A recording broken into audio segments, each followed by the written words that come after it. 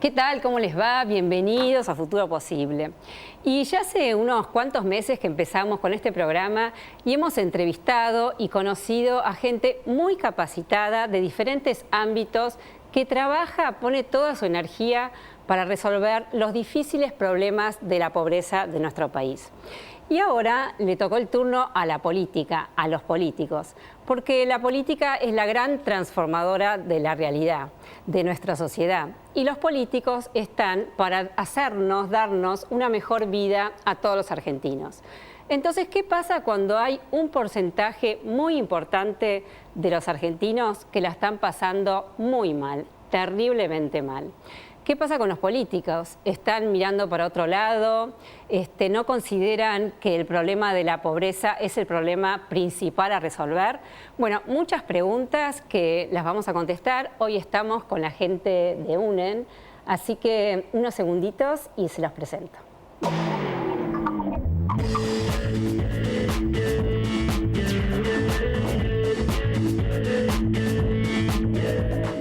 Llegó Metrobús 9 de julio para que viajemos más seguros, cómodos, rápido y cuidando el ambiente. Sigamos creyendo en el transporte público. Sigamos creyendo en la ciudad.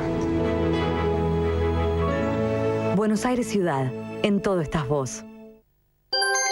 Hoy somos más que una compañía de gas. Somos parte de un grupo energético mundial. Y así, seguimos creciendo, comprometidos con la comunidad y protegiendo el medio ambiente. Hoy más que nunca, nos renovamos. Gas Natural Fenosa. Con toda la energía del mundo.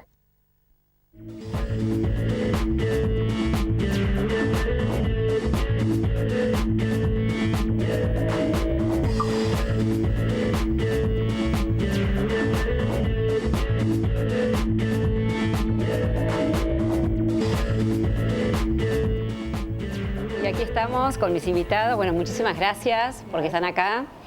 Se los voy a presentar. Entonces está Fernanda Reyes, que es economista y ex diputada nacional por el ARI, y ahora es la segunda candidata a senadora nacional de la ciudad por UNEN. Y luego enfrente Gustavo Vera, que es el titular de la Fundación La Alameda, que se dedica a la lucha contra la trata, la prostitución y la esclavitud de personas. Y ahora es el primer candidato a legislador de la ciudad por UNEN. Bueno. Maestro de grado, en ejercicio. Maestro de grado. Bueno, por eso la pregunta, mirá que te voy a preguntar, Gustavo, ¿por qué la política? ¿De maestro de grado? ¿Por qué la política?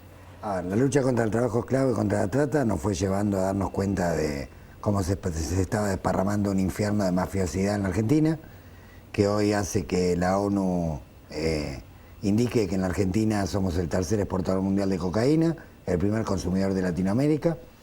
Tenemos más de 500.000 de esclavos desparramados por todo el país, básicamente en la industria textil, en la industria agrícola que requiere mano de obra intensiva.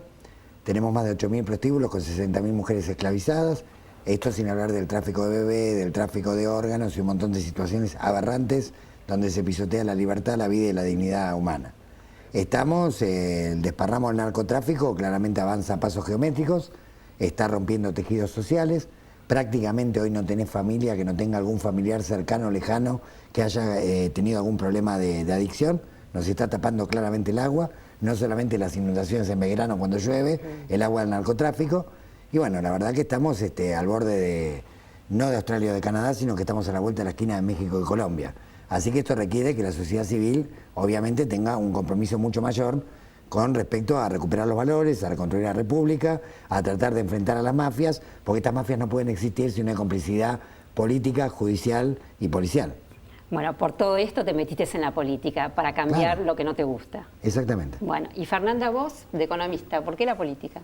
En realidad primero entré a la política y después fui economista, o sea que, bueno, tiene que ver mucho con bueno, mi papá viene de radicalismo, siempre fue un militante, y esta cuestión de la participación en la cosa pública, ¿no? Vos recién decías que la política es como desde donde se puede transformar la realidad.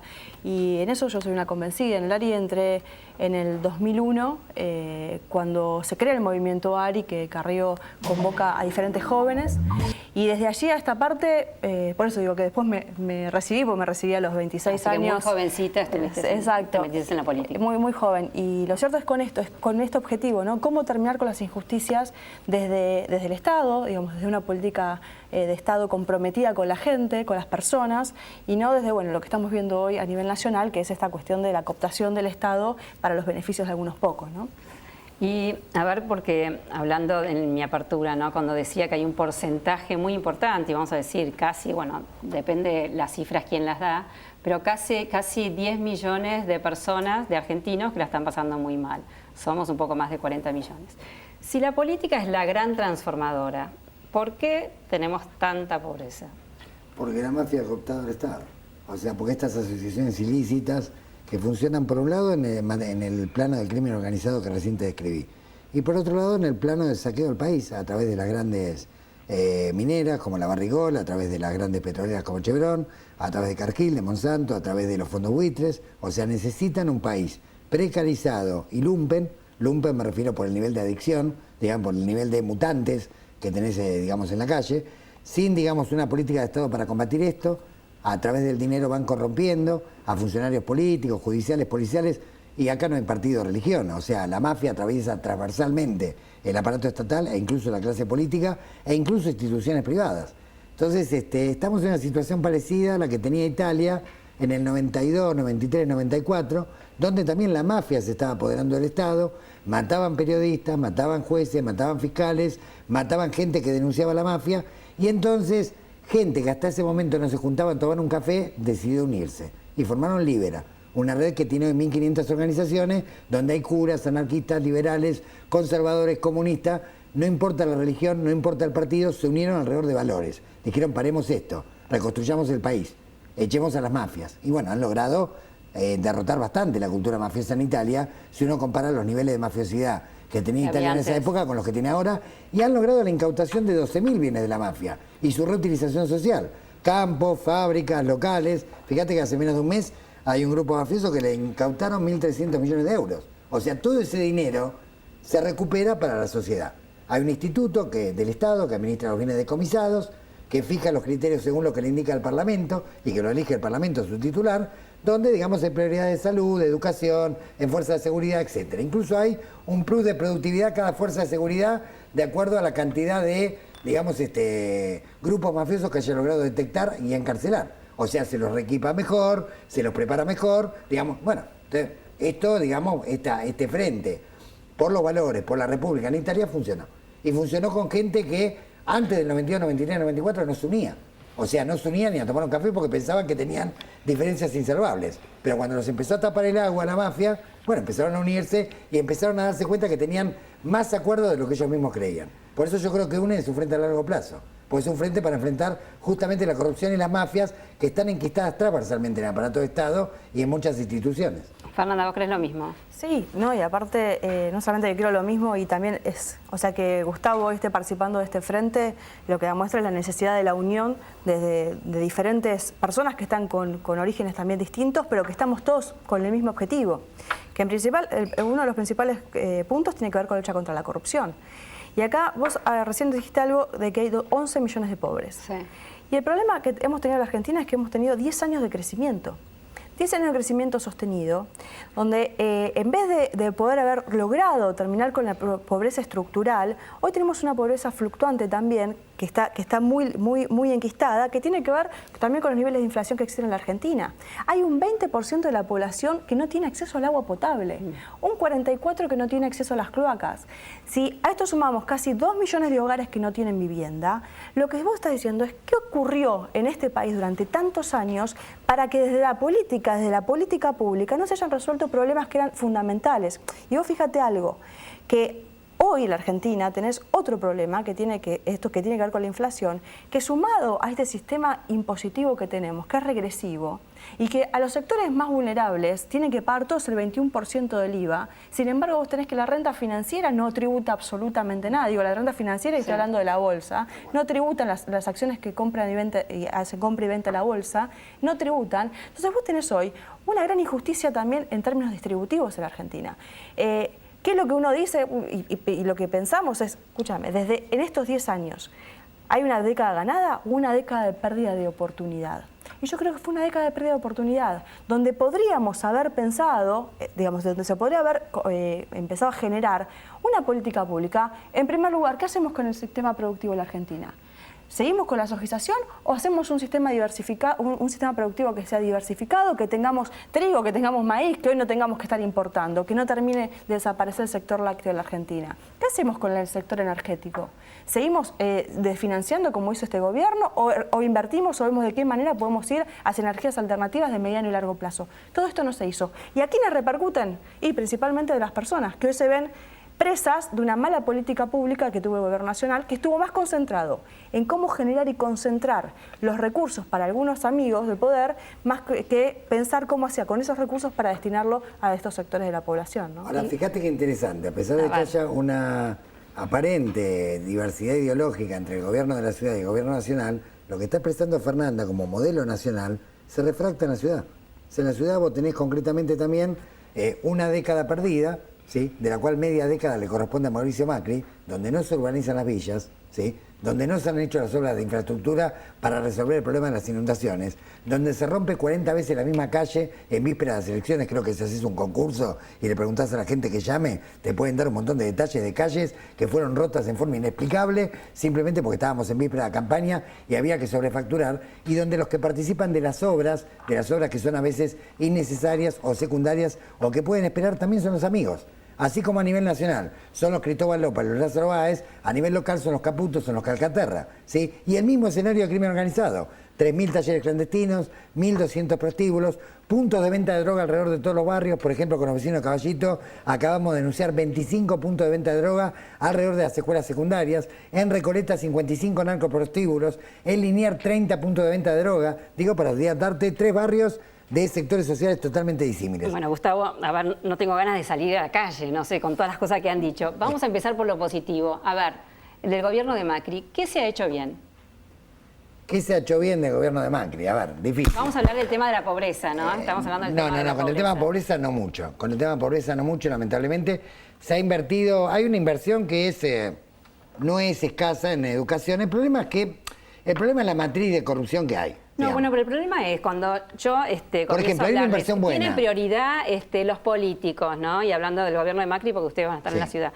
Los políticos tienen la prioridad, cuando ustedes se juntan con ellos, ¿la prioridad es el tema de la pobreza, del tema de las que lo pasan mal? No, para nada. Eso es lo que pasa. Fíjate, Punto 1 es eso. A nivel cultura. Las prioridades son otras. A nivel cultura, a nivel deportes, claramente el sudoeste no es prioridad. Punto 1. Punto 2. A nivel educación, vos podés ver las estadísticas que efectivamente se mandan a través de las cooperadoras o a través de subsidios directos, importantes fondos de las escuelas públicas. El problema es que se quedan a mitad de camino. Averiguá cuántas escuelas tienen problemas de irregularidad con las cooperadoras. O sea, que están concretamente llevándoselo vuelto, ¿sí? O con los concesionarios de los comedores. Lo que ha bajado la calidad de la comida. Por ejemplo, yo soy maestro hace 26 años en la escuela de Villa. Sí, ahora trabajo con chicos de la Villa 20. Hace 10, 15 años, los chicos comían un plato principal, un plato y el postre, ¿sí? Había una balanza, había un gramaje que había que respetar y había un menú. Hoy la balanza desapareció, el libro de acta de queja también desapareció, el plato principal, el plato de entrada desapareció, el postre muchas veces también, el gramaje por supuesto no se respeta. Eso sí, cada ciudadano en la ciudad de Buenos Aires paga ese plato como si estuviera el chico comiendo en Puerto Madero. A ver, esta fuerza de UNEN entonces que llega, bueno, o al Congreso o a la legislatura, ¿van a poder entonces cambiar toda esta situación que la verdad que es terrible? Mira, hay cosas que se pueden lograr desde el Congreso y también desde la legislatura. Sí. Te voy a dar algunos ejemplos. Con respecto al gobierno macrista, vos tuviste durante todos estos años una subejecución de las políticas de vivienda. Vivienda dirigida a los sectores más vulnerables de la Ciudad de Buenos Aires. Lo mismo que una subejecución también en política social, que aparte, dentro de la participación de la distribución del presupuesto, esto es, yo tengo una torta que es el presupuesto total, bueno, la parte que está destinada a la política social cada vez es más chica. Pasan los años del macrismo y cada vez esa cantidad de dinero es menor. Entonces tenés una política, obviamente, del gobierno de la ciudad que no tiene atención directamente a los sectores más vulnerables. Ahora, vos fíjate que algunas cosas pudimos hacer y que fueron un paso muy importante. En la Ciudad de Buenos Aires es legisladora actualmente Rocío Sánchez Sandía, que fue quien llevó adelante una de las leyes que yo creo más interesantes que tiene la ciudad, que es la urbanización de la Villa 31. Y lograron poner sobre la mesa al Poder Ejecutivo Nacional y al Poder Ejecutivo de la Ciudad de Buenos Aires con los delegados del barrio para poder ver cómo se urbaniza la villa. Y lo que hoy es el barrio Mujica. ¿Qué pasa? Lamentablemente el gobierno de la ciudad no termina de ejecutar esa política, pero desde la legislatura el rol que tuvo Rocío Sánchez Sandía fue fundamental, porque se generaron y articularon los mecanismos para que hoy pueda ser más factible que esa organización llegue. A nivel nacional pasa absolutamente lo mismo. Nosotros, Elisa Carrió del 97, que viene pidiendo que se sancione el ingreso universal para la niñez. ¿Qué es el ingreso universal para la niñez? Es un ingreso para todos los niños del país, porque lo que tenemos que generar en Argentina son pisos de igualdad. Cuando uno genera pisos de igualdad, lo que también está garantizando es el acceso a muchísimas otras cuestiones, a la educación, a la salud, a la alimentación. Entonces el ingreso ciudadano para la niñez era este paso. Tardamos muchos años. El gobierno llevó adelante algo que se parece, pero no es igual, que es la asignación universal para los niños. No es igual, pero convengamos que también es una política muy positiva. Pero es una política positiva. Llega a muchísimos niños. Llega a muchísimos niños. Hay un 13% que hoy no lo está cobrando y tiene que cobrarlo, pero ya avanzamos un paso. Entonces, lo mismo que el 82% móvil, una ley de la que yo soy autora, que tiene que ver con los jubilados. O sea, desde el Congreso uno puede incentivar a este tipo de políticas y que van directamente a esos sectores. ¿Se puede ejecutar automáticamente? No, pero sí podemos ser un mecanismo de posicionamiento en agenda y también de ejecución después de los poderes ejecutivos para llevarlos a cabo. Lo que a nosotros nos encantaría, y es a que apostamos, es hacer gobierno del 2015, de la Ciudad de Buenos Aires y a nivel nacional. Y ahí sí poder llevar estas políticas adelante fuertemente, ¿no? Hay algo que dice Lilita que es real acá y digamos como que la sociedad está dividida en tres partes. Hay un 10% que siempre tiene conducta y valores, hay un 10% que siempre es mafioso y se porta mal, y el resto está en el medio y sigue el ejemplo según quien esté concretamente gobernando. Yo creo que lo primero que tenemos que hacer es tratar de cambiar la matriz del ejemplo, de cómo se gobierna, porque muchas políticas acertadas que pudo haber tenido el gobierno nacional o el gobierno de la ciudad se perdieron en el camino de la corrupción. Te voy a dar ejemplos concretos, por ejemplo, las viviendas que se armaron en el barrio Castañares entre el programa Sueños Compartidos y el IBC terminaron siendo vendidas por los punteros, cosa que nosotros hemos acreditado, hemos filmado y hemos denunciado judicialmente. Pero esto no es lo peor. O sea, viviendas públicas vendidas por punteros, pero además vendidas para montar talleres clandestinos. O sea que el poco dinero que se subejecuta en vivienda, ¿sí?, para los sectores pobres termina en manos de los punteros, que ya no son los punteros de antes, no son los punteros que simplemente ponían Miguelito en un micro o que llevaban a votar a la gente arriada, no. Hoy los punteros manejan talleres clandestinos, manejan negocios inmobiliarios, alquilan piezas en gran escala dentro de las villas. No crean que siempre porque está creciendo en la altura una villa, eso es señal de progreso, a veces es señal de concentración del puntero, digamos, de un negocio inmobiliario. Yo tengo un montón de chicos, digamos, que vienen a la escuela, que son hijos de migrantes, que están alquilando una pieza, mal, alquilando por 3.000, 4.000 pesos, les cobran fortunas, porque no tienen otro lugar donde ir, los punteros abusan de esa situación, liberan las zonas, ¿sí?, y negocian con los políticos. Bueno, en fin, yo creo que tenemos que cambiar, primero, digamos, podemos tener las mejores propuestas del mundo, pero si no cambiamos de la matriz del ejemplo no cambiamos nada. Hay cosas que parece imposible cambiar, pero que sin embargo ahora hay signos nuevos en el mundo que indican que se pueden cambiar. Por ejemplo, todos creíamos que era imposible empezar a combatir los lavados de activos del narcotráfico en el Banco Ambrosiano. Bueno, lo empezó a cambiar un señor que va con los zapatos viejos, que duerme en una salón, en una habitación muy sencilla. Que es argentino. Que es argentino. A ver, los argentinos tenemos ese 10% que tiene valores, ¿no? Sí. Que son los Ilia, que son los Irigoyen, bueno, hay muchos en el camino que de alguna manera se puede rescatar de esta tradición. Yo creo que al revés, la mayoría de los argentinos, yo no digo, la gran mayoría de los argentinos tiene valores. Es buena gente. Sí, claro, yo estoy convencida, no es un 10%, somos muchos más. No, yo creo que la gran mayoría tiene buenos valores. Lo que ocurre es que en algún momento como argentinos tenemos que tomar la decisión de querer cambiar quienes nos gobiernan. Porque esto de que solamente puede gobernar algún sector de la política, que es el PJ, etcétera, y que no hay manera de que otros gobiernen, que aquellos que tienen conducta, que tienen valores, que tienen coraje, que son incapaces de entrar en hechos de corrupción, no pueden gobernar la Argentina, es una decisión. Nosotros como argentinos tenemos que tomar la decisión de empezar a apostar ahí. Y automáticamente en cuanto se empiece a apostar ahí, también podemos empezar a construir un país distinto. No se resuelve esto del día a la mañana, pues fueron muchos años. Mucho tiempo. Ahora, te voy a contar, hay que arrancar en algún momento. Por supuesto, un estudio que yo lo señalo cada tanto acá, que es interesante, que dice que 2 de cada 10 chicos trabajan en algún tema, 2 de cada 10 jóvenes chicos trabajan en un tema que tiene que ver con lo social.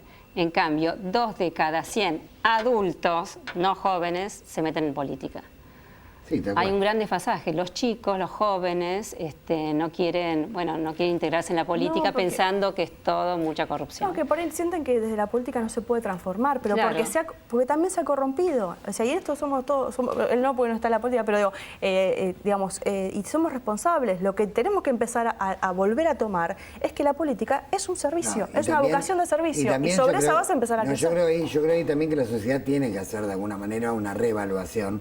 Por algo tenemos una fama de chantas en el mundo, porque tenemos una estructura jurídica que en muchos casos es maravillosa, el problema es que no se cumple, hacemos como sí siempre, ¿sí? Esto, a ver, tenemos los políticos de alguna manera que la sociedad vota, no estamos viviendo bajo una dictadura, lógico. ¿Se entiende? Bien, sí. Entonces los valores, no es que te quise decir que hay un 10% bueno, un 10% malo, sí. En el medio hay gente que no en todas las circunstancias actúa, ¿sí? De acuerdo a los valores. Claro. O sea, a veces actúa de acuerdo a valores, a veces no. Sí. Vos recordarás la época del voto cuota, vos recordarás la época de el dólar, la plata dulce, ¿sí? La época en que la gente desaparecía y nadie había visto nada y nadie se había enterado de nada. Hoy están desapareciendo personas, pero para trata laboral o para tráfico sexual, y recién ahora empiezan de alguna manera la sociedad a indignarse, pero esto está ocurriendo hace años. La mayoría de las marcas de ropa, hay 114 marcas denunciadas por usar trabajo esclavo y no hay un boicot concretamente ni una exigencia a esas marcas a que se auditen, por ejemplo en el INTI, para certificar que están libres de trabajo esclavo. Bueno, quizás eso tampoco le llega a la gente común, eso es lo que pasa también. Ha sido tapa de muchos diarios, pero ha no salido le llega. muchas veces. Quizás, a ver, como yo cuando hablo de 11 millones de personas que tratan de comer todos los días, quizás no les llega todo esto que estás hablando. No, es seguro. Es probable, seguro que sí. Es probable. Bueno, pero me quedan pocos minutos y como se llama Futuro Posible este programa, 5 minutos, vamos a hablar de lo posible, la posibilidad que ustedes, gracias a Dios, lleguen al Congreso y a la legislatura y qué nos van a aportar, cuáles son sus ideas para poder combatir este flagelo de la pobreza. Fernanda. Bueno, en principio nosotros vamos a seguir haciendo lo que venimos haciendo siempre. Yo estuve hasta el 2011 en la Cámara y cuando dejé el cargo seguí peleando con la lucha contra la pobreza para poder generar estos mecanismos de igualdad y estas bases de igualdad que decía al principio. Vamos a seguir llevando los proyectos que venimos llevando. El ingreso ciudadano para la niñez, vamos a seguir llevando el 82% móvil para los jubilados y por sobre todo vamos a seguir luchando contra la corrupción. Que acá hay un tema, creo que en el último año nos entendimos todos los argentinos, la sociedad en su conjunto, que la corrupción no es algo abstracto, que es algo concreto. Y que cada peso que no llega termina pasando lo que pasó con la tragedia de 11, donde los sectores más vulnerables son los que se vieron afectados por la falta de inversión por la corrupción. Que entendamos esto y que esta lucha la llevemos a cabo sin que nos tiemble el pulso, también es luchar para que se termine con la pobreza y para que la plata llegue a quienes la necesitan. Perfecto, porque la corrupción mata. Exactamente. Mata. Gustavo. Bueno, combate frontal contra las mafias, tanto del ámbito privado del crimen organizado como a nivel estatal. Esto significa ruptura de todo código de omertad corporativo, el que mete la mano en la lata hay que denunciarlo, hay que llevarlo a la justicia, sea del partido que sea del lugar que sea, y predicar con el ejemplo. Creo que son los 3 principios. Después podemos discutir 8.000 leyes, pero si estos 3 principios no están claros, no vamos ni a la esquina. Podemos tener una enorme inversión en transporte, pero terminamos con la tragedia de 11 porque la plata se la chorean en el camino. Lo mismo pasa en educación y en todos los rubros. Bueno, y ahora nos vamos a meter en el tema de la política. El otro día estuvieron acá, unos candidatos también de la izquierda. Y digo, ¿por qué no se une también la izquierda, que está muy dividida, o ustedes que podrían ser del radicalismo? ¿Qué es lo que pasa que hay tanta división? Porque esto también tiene que ver con no llegar con proyectos interesantes y gente honesta, gente con valores para poder transformar la vida de los argentinos. UNEN fue la respuesta a esta necesidad, a lo que se expresaron en las calles. Bueno, júntense. nos unimos. Son 9 partidos. 9 partidos, obviamente que tenemos diferencias, porque yo estaría, si fuera todo igual, estaría dentro del radicalismo. Empezaste siendo radical. No, vos, sí, era muy chica, ya a esta altura tengo más años en el ARI que en otro lugar, pero lo cierto es que fue la respuesta a esta necesidad de que nos juntemos. Y creo que le hemos dado a los porteños la posibilidad de elegir los mejores candidatos dentro de las diferentes fuerzas.